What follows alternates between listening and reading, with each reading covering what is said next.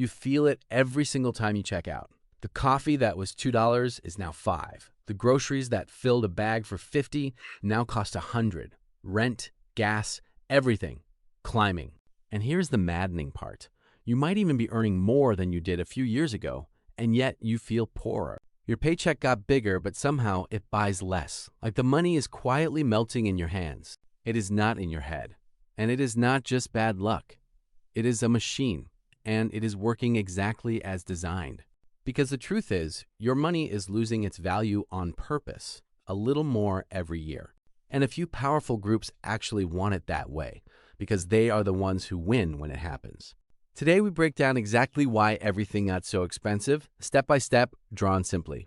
There are 4 real reasons, and once you see them, you will understand who is quietly winning while you feel like you are falling behind. And most importantly, you will learn how to get on the winning side of it. Let's get into it. It all comes down to one word you have heard 1,000 times, but probably never really understood: inflation. Here is the simplest way to think about it. Inflation is not prices going up. It is your money going down. Let me show you. Imagine a single dollar. A few years ago, that dollar could buy a candy bar. Today, the same candy bar costs $2. Now, did the candy bar get twice as good? Of course not. Your dollar just got half as powerful. The candy did not change. The money shrank. That is inflation, the slow, quiet shrinking of what your money can actually buy. And here's the scary part. It is always happening. Every single year, your money loses a little bit of its power. A dollar under your mattress is not sitting still.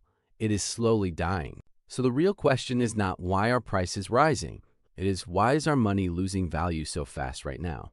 And there are 4 big reasons. The first one is the biggest of all. Reason 1, there is simply too much money. And this is the heart of everything. Here's a rule you can never unsee. The value of money depends on how much of it exists. Imagine there are only $10 in the whole world and 10 loaves of bread. Each loaf costs $1. Simple. Now imagine the government suddenly prints 10 more dollars out of thin air. Now there are $20, but still only 10 loaves of bread. So what happens? Each loaf now costs $2. Nothing about the bread changed. There is just twice as much money chasing the same bread. That is exactly what happened in the real world, at a massive scale. In recent years, governments created trillions of dollars out of nothing to try to keep economies going through hard times. It felt like free money at the time, but there is no such thing as free money. All those new dollars flooded into the world, chasing the same amount of stuff. And so, just like the bread, prices had to rise to match. More money, same goods, higher prices. The money did not appear out of nowhere for free. The cost showed up later in your grocery bill. Reason 2, sometimes there is suddenly less stuff, and that pushes prices up from the other side. Remember our bread example. Prices go up when there is more money, but they also go up when there is less bread. And in recent years, the world had its supply of stuff badly disrupted. A global pandemic shut down factories. Ships got stuck, ports jammed. The delicate chain that moves goods around the planet broke in a dozen places. Suddenly there were fewer cars, fewer chips, fewer of all kinds of things. Then wars and conflicts disrupted the supply of energy and food, 2 things that touched the price of almost everything. So on one side, you had all that extra money chasing goods. And on the other side, suddenly there were fewer goods to chase. It was a perfect storm. Too much money, not enough stuff. Prices had nowhere to go but up, fast. Some of that has calmed down since, but it kicked off a price spiral that never fully came back down. Reason 3, and this is the one that will make you angry. Some companies raised prices just because they could. Here's what happened. Once inflation was in the news every single day, something clever happened in a lot of boardrooms. Companies realized that everybody expected prices to go up. So when their costs rose by a little, they raised their prices by a lot and blamed it all on inflation. And because customers were already braced for higher prices everywhere, they mostly just paid it. The result? Many big companies posted record-breaking profits during the exact years everyone was struggling with high prices. Think about that. If it was purely about their costs going up, their profits would stay flat. Instead, profits soared. That gap is the part that was not really about costs. It was about using the chaos as cover to charge you more. People gave it a name. Greedflation, real inflation, used as an excuse for extra greed. So part of what you are paying is real, and part of it is simply because they found out you would not stop them. Now, here is the reason it feels so personal.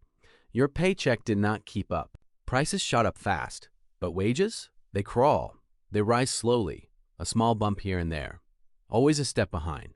So even if you got a raise, prices probably rose faster, which means in real terms, you got a pay cut while getting a raise.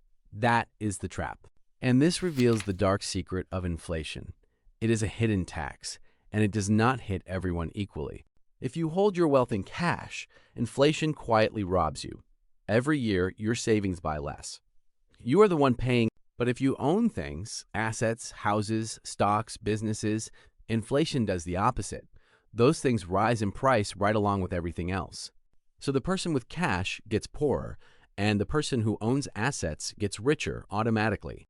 That is why inflation quietly widens the gap between the people who own things and the people who just earn a paycheck. It is not a tax written in any law, but it moves wealth from savers to owners every single year. And here is a trick companies use to hide how expensive things have really gotten, because they know a higher price on the shelf makes you angry. So instead of raising the price where you can see it, they shrink what you get. It is called shrinkflation. The cereal box that quietly got smaller, the chip bag with more air, the roll of paper with fewer sheets. Same price, less stuff. It is a price increase in disguise, hidden so you do not notice and do not complain. Then there is an even sneakier cousin. It is when the price and size stay the same, but the quality quietly drops. Cheaper ingredients, thinner material, less of the good stuff, more filler. You pay the same and get something worse. Now let's make the real cost concrete. Picture a simple weekly grocery basket that cost you $100 a few years ago.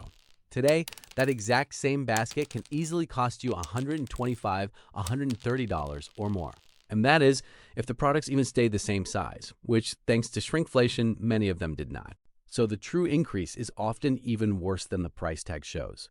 You are paying more for less and getting lower quality on top. When you stack it all together, the money printing, the supply shocks, the corporate greed, and these hidden disguises, you finally understand why your paycheck feels like it is evaporating faster than ever. It is not one thing, it is all of them at once. So what do you actually do about it? You cannot stop inflation, but you can stop it from robbing you. Lesson 1. Do not hold a mountain of cash. Cash is the one thing guaranteed to lose value every year. A little for emergencies, yes. A fortune under the mattress? No. Lesson 2. Get on the owning side of the table. Turn some of your money into things that rise with inflation instead of being eaten by it. A share of a company, a slice of a fund, an asset that floats up as prices float up. Lesson 3. Fight for your pay. Since wages lag on purpose, you have to be the one to push them up. Ask for the raise. Change jobs if you must.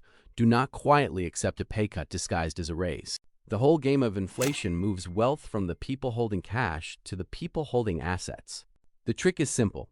Stop being only a holder of cash. Start being an owner of things that grow. If you want to see the money machine behind everyday life, subscribe. We break it all down, drawn simply. I will see you in the next one.